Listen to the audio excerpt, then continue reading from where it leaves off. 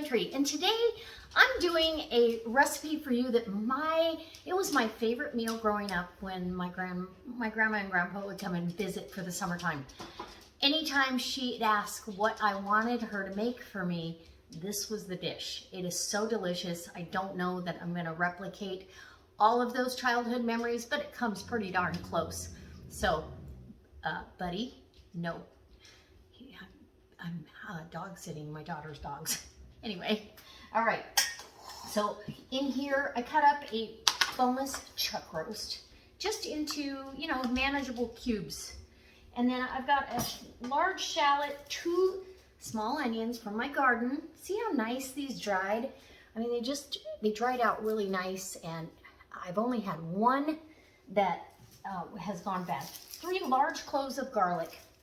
And I'm going to season it with salt and pepper, but I'm using beef broth, and I'm also going to add in Better Than Bouillon because it adds a really rich depth of flavor, really beefy. So be ready for that one. All right, come on in and I'll show you what I do.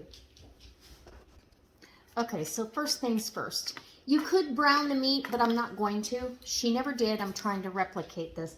So I'm going to put the 32 ounces of non-GMO beef broth. And I'm going to add some more water and the beef Better Than Bouillon. I've got my Better Than Bouillon out as well.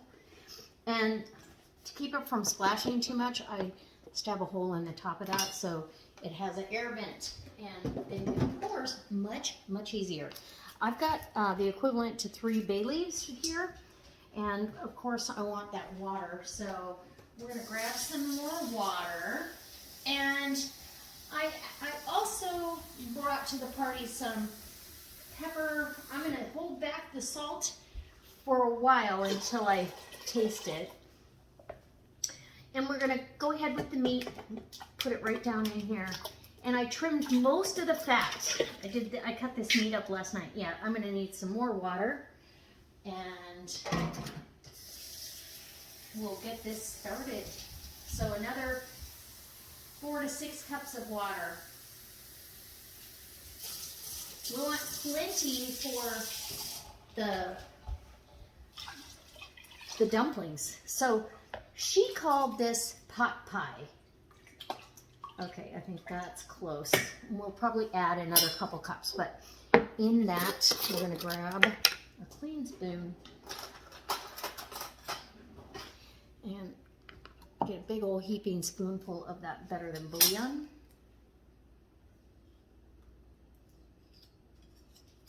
Yeah. And get that in there. This is all to taste. I'm going to tell you, I think a lot of this was a Depression recipe. She did very basic water and beef. So she didn't have Better Than Bouillon.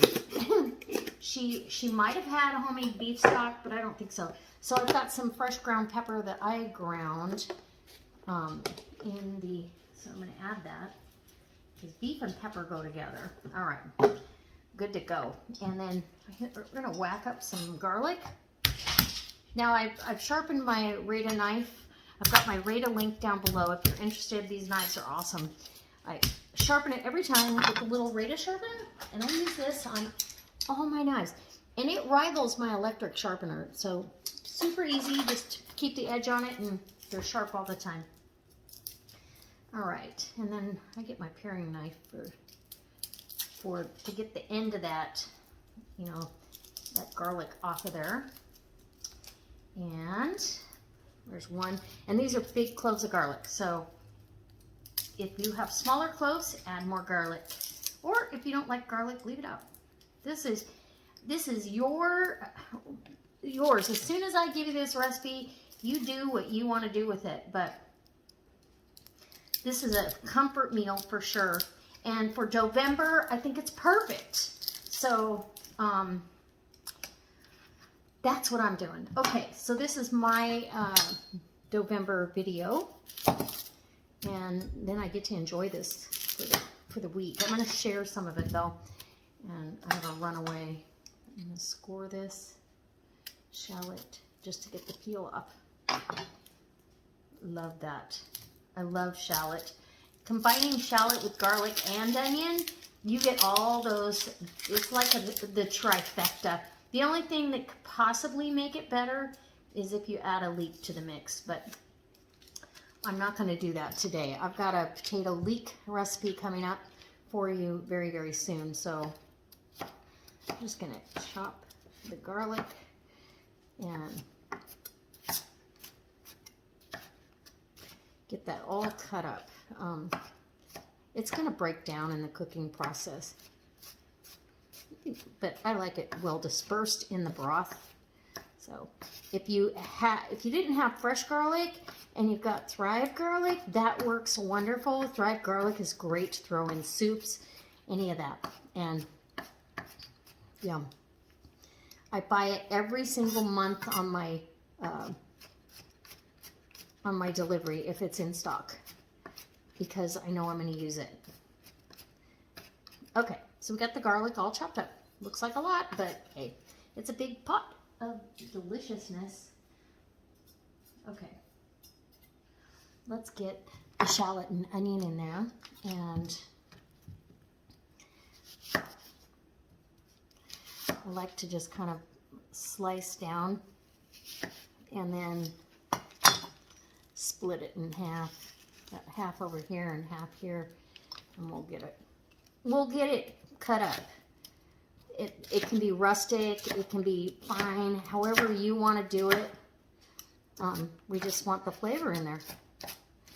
So I'm just doing a willy-nilly chop, right? It smells wonderful. And again, you could saute these onions in this, but this is going to cook down, and I'm doing this according to how she would have done it. And I think I did this once before for you years ago. I'm not sure if I did it with chicken or with beef. She did both, but the beef was my favorite. And these dumplings are wonderful, wonderful. Okay, nice big shallot going down. And I kind of use the side of my knife more than the edge of the blade to keep it sharp. But since I sharpen it with every use, it really doesn't matter. So get these onions cut, and man, these are nice. Ooh, and they're strong. So these got to dry out they're still in the garage, so they're still in the drying process, but I just leave them there and go grab what I need. Absolutely wonderful. All right. Get this paper off. And you can save all your papers for stock if you'd like. Generally, I don't have room in the freezer for all that, but it adds to your stock. Okay, it's not cooperating. And my hands are gonna smell like onions here. Okay. Okay, I finally got that one. Now let's get this one. Same thing.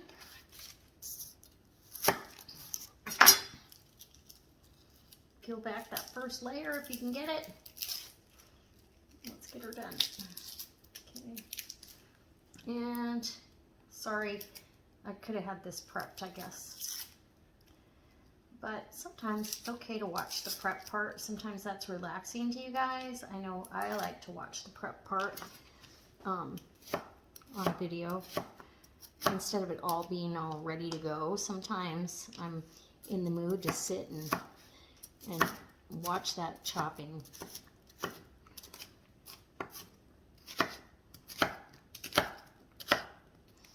You know what I mean?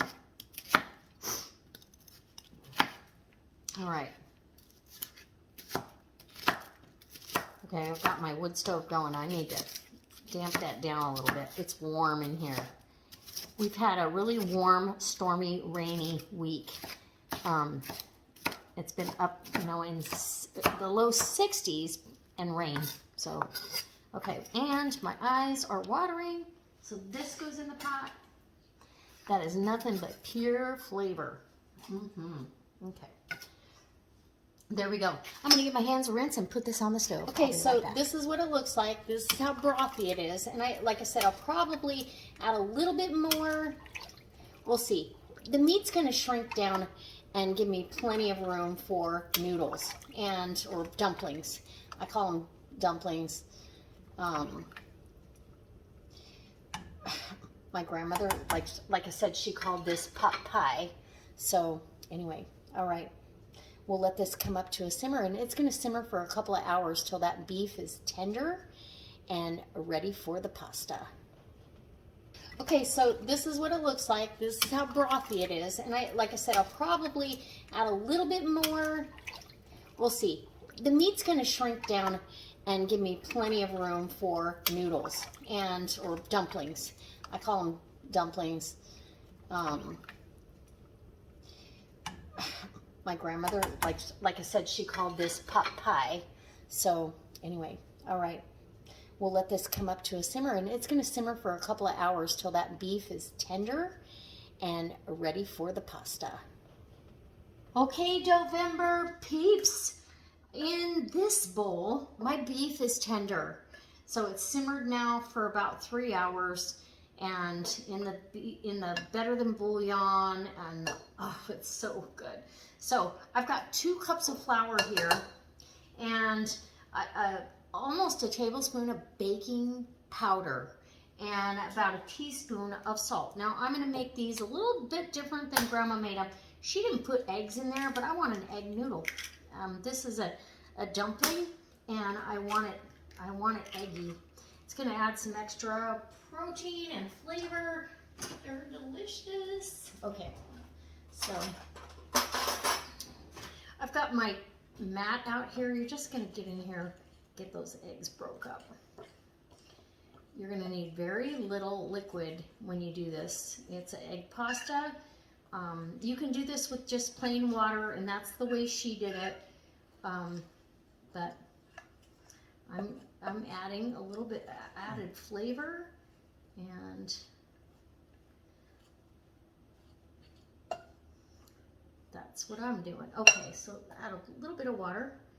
And again, if you wanted to add a little bit of chicken stock to add some flavor, or beef stock, you could do that too. You really just want to get it to where it's a workable dough, like a pasta dough. Okay, a little bit more water.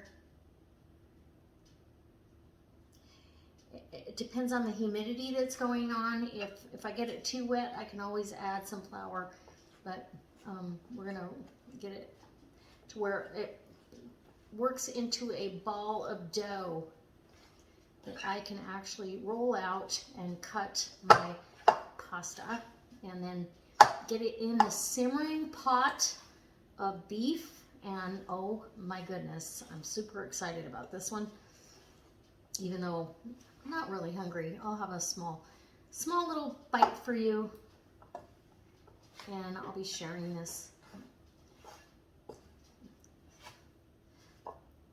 So yeah, I feel like we've got enough here. I'm gonna grab some flour, get some flour on my hands so I'm not all sticky. Once you can kind of put it into a ball, you're ready to go. That's kind of the case with any pasta, I feel. And this just becomes delicious. So when she would make this, she would make a big pot, and I always felt like it was such a special treat to have this, because it was something that we only got once, maybe twice a year. And so I'm gonna rinse my hands. I'll be right back. Okay, we're back. So I'm gonna dust my hands with a little bit of flour. And yeah, I really don't think I need this much. I really feel like I can just start rolling it out. You can let this rest. If it starts pulling back, which, you know, flour does, that, or, you know, dough will do that, and it kind of is. I see that happening already. You can let it sit here and rest. Let the gluten rest a little bit, and put some more flour down, because you want it on the wet side. Anyway, all right.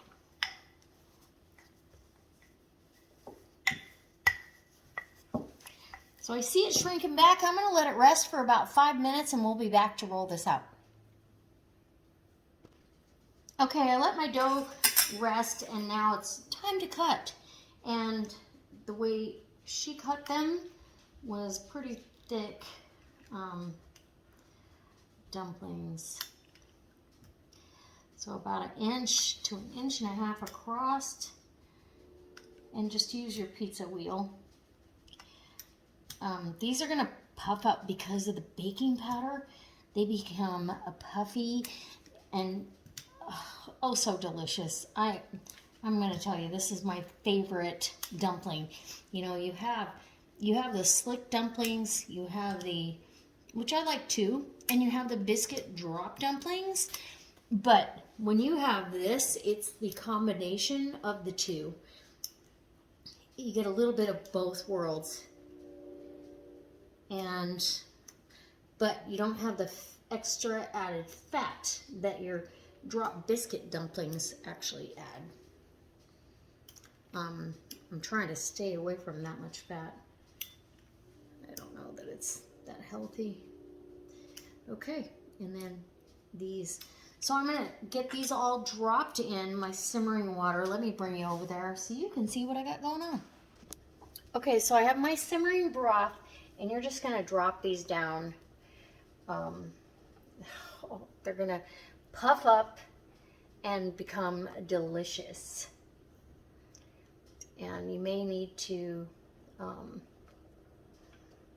turn your heat up a little bit, because this is going to cool the broth down.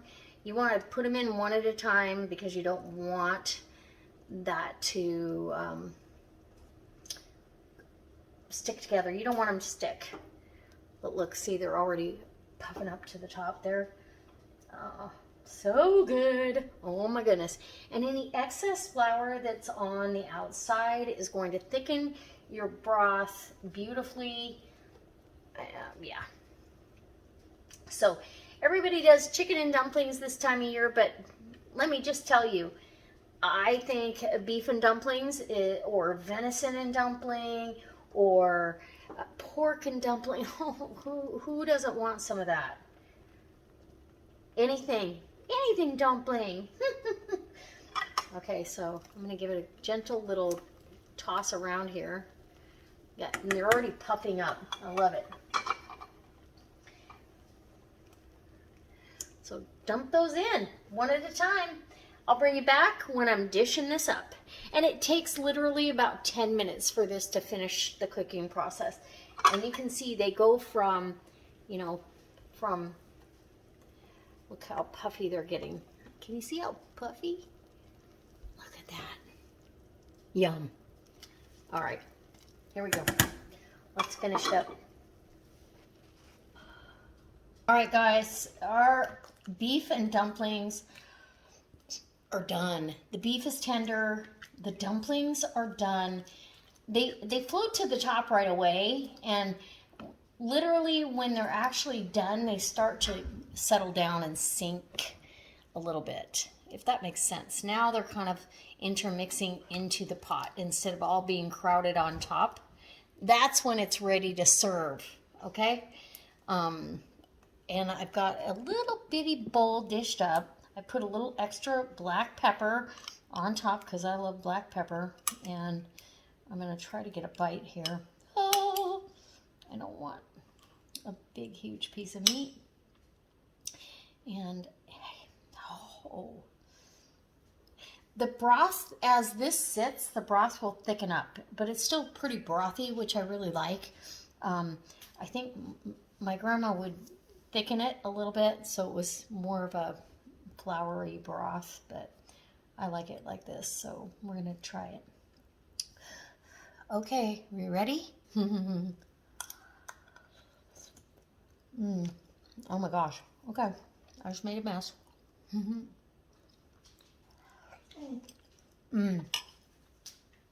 That is delicious. I'm just gonna tell you. Oh my gosh. So let me see if I can give you a cross section of one of these dumplings.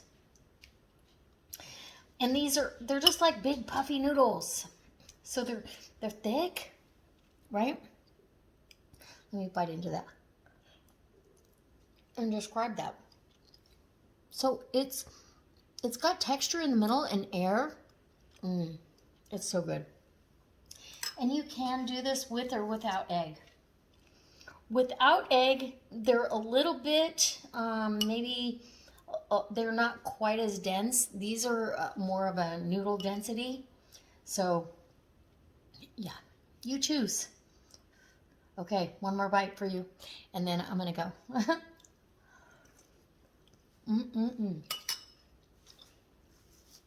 Oh my gosh. And the beef flavor is delicious. Absolutely wonderful broth with the onions, the shallots, the garlic. It's really, really good. What a great childhood memory, and I revisit it every few years or so. Not often enough, honestly. So I hope that you guys are inspired to try something like this. Happy Doughvember. That's what inspired me to do this. And on these cold fall, rainy fall days, there's nothing better than a pot of beef and dumplings. All right, guys. We'll see you next time with another delicious, absolutely delicious recipe. And go check out all the channels down below for Doughvember. All of the girls, we're doing this 6 days a week. So everything all the way through, Sundays off, all the way through the end of November. You're going to get a cookie dough, a pie dough, a noodle dough, a biscuit dough, all kinds of things. It doesn't matter if it's store-bought or homemade from scratch. All right, we'll see you next time. Bye.